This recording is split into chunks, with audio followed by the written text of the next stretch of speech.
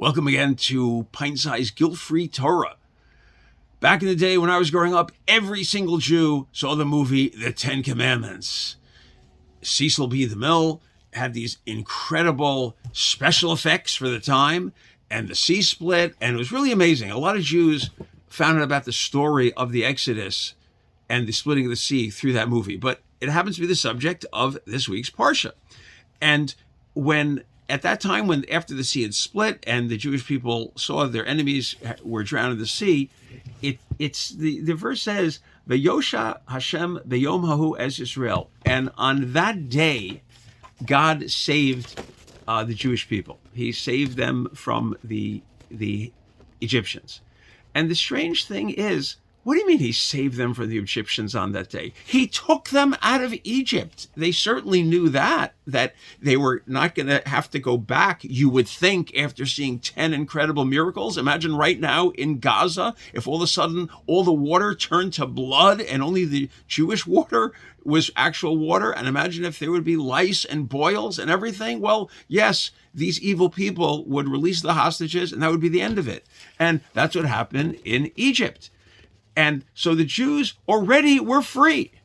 And then the sea split, if that's not enough. But it was only after they saw their enemies really drowning in the sea. And then it says, and at that time, that's when the Jews ultimately were saved.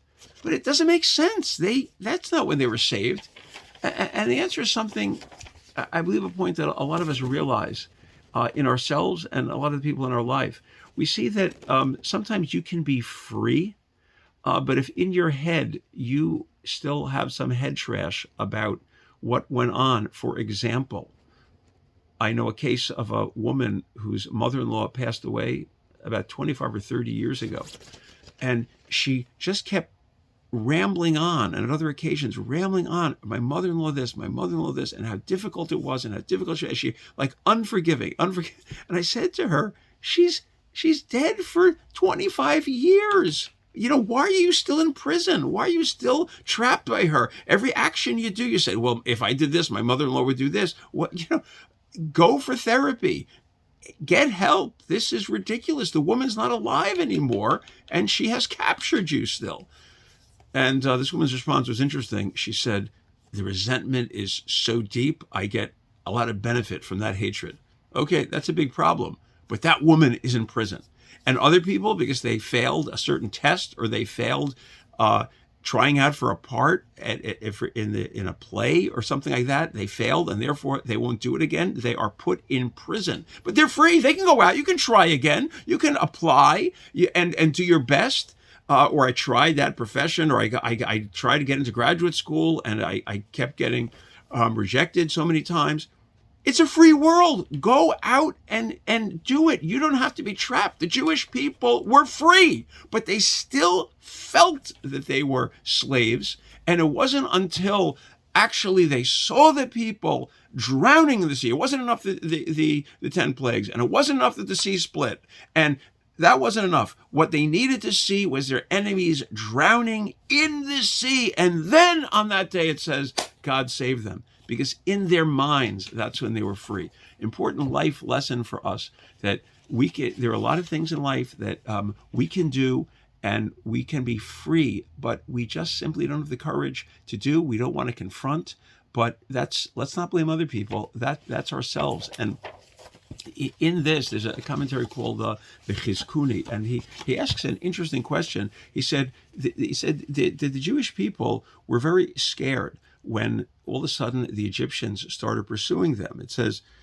the Egyptians were coming, V'yiru ma'od, and the Jewish people were very frightened. This is before the splitting of the sea, and they saw the Egyptians coming toward them. Now, again, they knew that God had done all this incredible stuff for them. Why were they frightened?